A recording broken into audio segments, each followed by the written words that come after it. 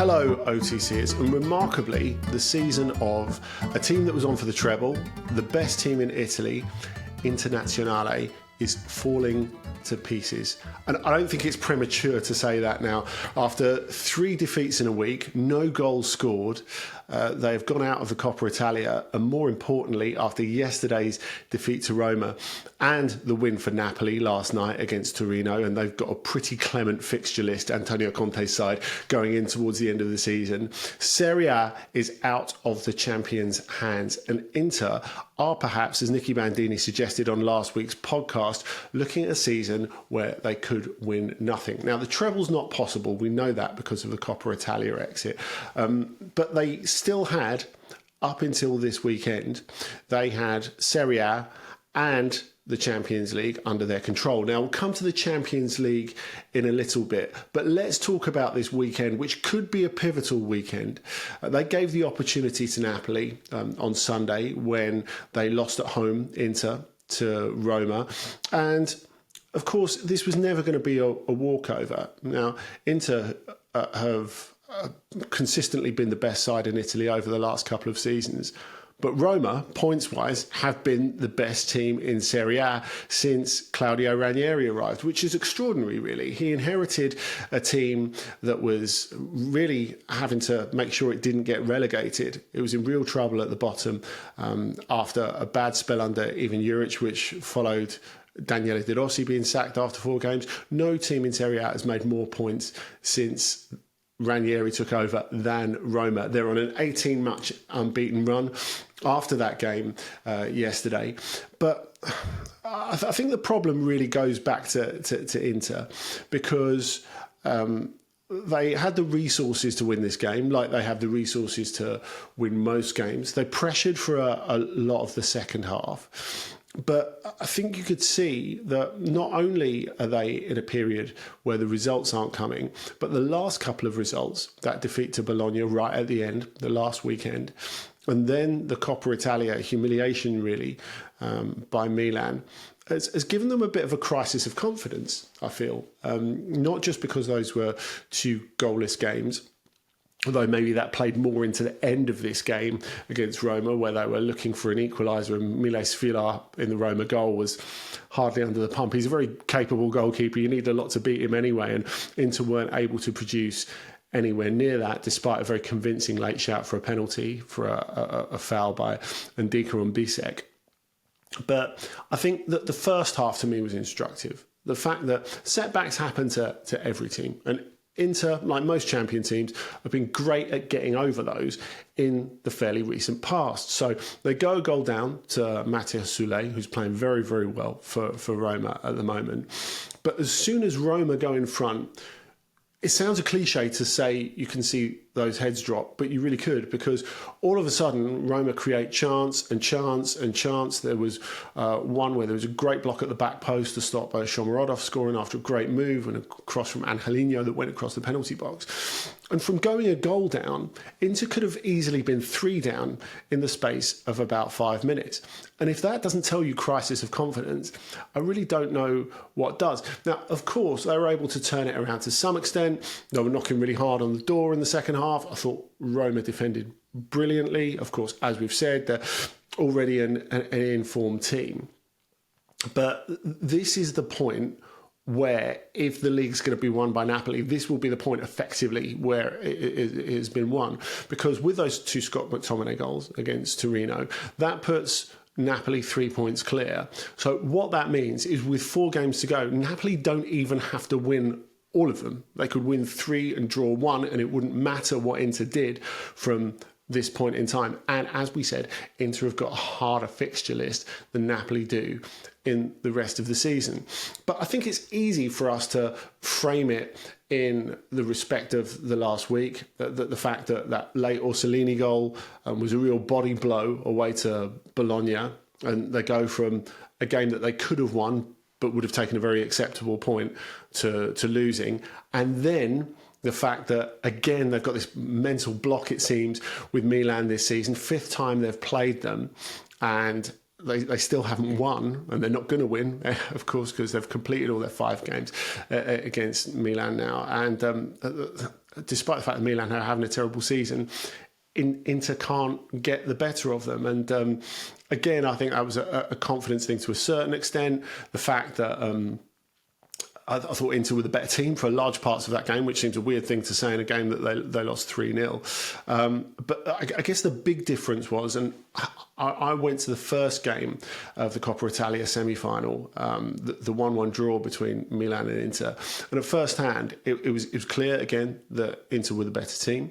But it was also clear that they had this problem with Milan, and it was playing on them more as the game went on. Now, it took Mike Maignan to have an exceptional game in that first leg to stop Inter taking an advantage into the second leg. Maignan didn't need to have an exceptional game in the second leg. And I think that's very prescient when you look at the fact that they haven't scored in any of these 3 games. They've not worked the goalkeepers of Bologna, Milan and Roma really as much as they should have done. Now, I think in that last week, you've seen that A, there's a real reliance on Lautaro Martinez, and B, there's a real reliance on Marcus Thuram, who of course is not there. He's injured at the moment. The perfect partner really for Lautaro. Thuram and Lautaro, really the best front two in club football. They're so hardworking, they're so complementary, they're so skillful. They fit together absolutely perfectly. And so Inter have brought in Mehdi Taremi, they've brought in Marko Arnautovic. Not good players, but not quite the same, I think it's fair to say. And that has stopped Inter banging in these important games. But having said that, even though we want to frame it in the context of this last week, and I think it's right to do so, given what's happened and what's slipped from their grasp in that time, I think we have to say that this is maybe part of a wider trend as well. So you go back to that first leg against Milan, where it felt like the better team, but Milan had a good level of control in the game, despite needing that outstanding performance from Maignan as well. I think that shook them a little bit. And you look at around that time as well, is where they go to Parma in the league. They're 2-0 up in the first half, absolutely cruising. And then Parma, who are still making sure that they don't get relegated, come back and draw 2-2 in the second half of that. And for a champion team, that should not be possible. So even though the results look almost perfect up until the point that you get to that Bologna loss, that's not really the reality of things. You have those 2 slightly less sure of themselves performances than they should have been in the quarterfinal of the Champions League against Bayern as well. And there's a sense that Inter aren't quite as smooth as they normally are. Now, I guess the real question is, can they recover for this week? They've got the first leg of the Champions League semi-final away at Barcelona. And a lot of us have spoken, and we've spoken on the On the Continent podcast, about Inter being a dark horse for the Champions League for so long. I don't think you can talk about dark horses anymore. If you look at this last 4, I guess 3 of them you really wouldn't have expected at the start of the season to be in the semi-finals of the Champions League, and the other one is Inter. You know, I think there's a justifiable argument, certainly going back before this last week that's been so difficult for Inter, that Inter actually are the favourites. You go back before the quarter-final, again with Bayern, a quarter-final in which they conceded 3 goals, which you don't really expect over those 2 games, because in the previous 10, they've only conceded 2, and they don't really give away big chances either. So I guess the question is, what's shaken Inter in this time? Now, there's a lot of tiredness in the squad. I think that's clear, and they haven't been able to rotate as effectively as Simone Inzaghi would have wanted to in the last little time because of injuries. So you feel if they're going to make something happen in this semi-final against Barcelona, starting with this first game, is got to be with their best team. Now, one of the big pluses to come out of that Roma game, and you'd be forgiven for thinking there were none with the result, but a big one was the return of Denzel Dumfries, who's been out for a month, and him coming on as substitute, if he's ready, for this semi-final against Barcelona. That is an absolutely massive boost to Inter, because you look at when they sort of lost their groove and before the results started to fall away, as we said, a big part of that was the fact that Federico Di Marco was out of the team for a little bit with an injury, and as they gradually bled him back in, he struggled to find his best form again, perhaps because you don't have the same dynamism on the other side with Matteo Darmian, great defender as he is and great player as he continues to be. It's not the same as Dumfries. And we saw that actually in the second half against Roma. Some of the best moments that Inter had, where they really got at Roma, was where Dumfries started to find his straps in the 27 minutes or so that he got. And when he came round the back and had that header that Svilar had to smother, you thought, okay, this is the way that Inter are meant to attack. Now, of course, the other thing, and Beppe Marotta seemed quite positive that he would be available for Wednesday's game against Barcelona, is Marcus Thuram. He's a must. They have to have him. You know, he's so intelligent. He's so resourceful. He's so incredibly hardworking. I think you look at him and Lautaro, normally you have one striker who really presses the defenders and the others take it in turns.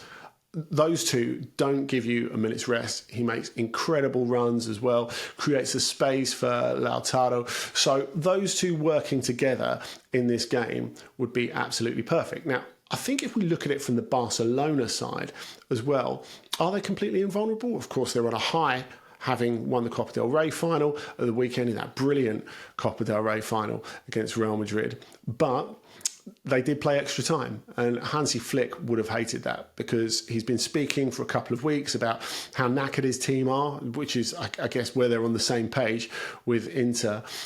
He's talked about how the schedule is ridiculous. Of course, you go back to the Tuesday before the cup final, they played Mallorca and had to work really hard to beat them 1-0. They had 40 shots and only scored once. So there is a bit of creaking in Barcelona's ranks as well. Of course, they say you don't feel tiredness when you're winning. Well, we'll see about that this week, I think, because Inter are going to be a tough team for Barcelona to face when they've come off such really an emotionally exhausting game. Now, I know you can say it's always like that against Real Madrid, but they're playing the extra time. The fact that, honestly, Real Madrid absolutely battered Barcelona in the second half, and they were lucky to get it to extra time. Barcelona looked completely composed in the first half, and in the second half, Real Madrid really got at them and worked them really hard.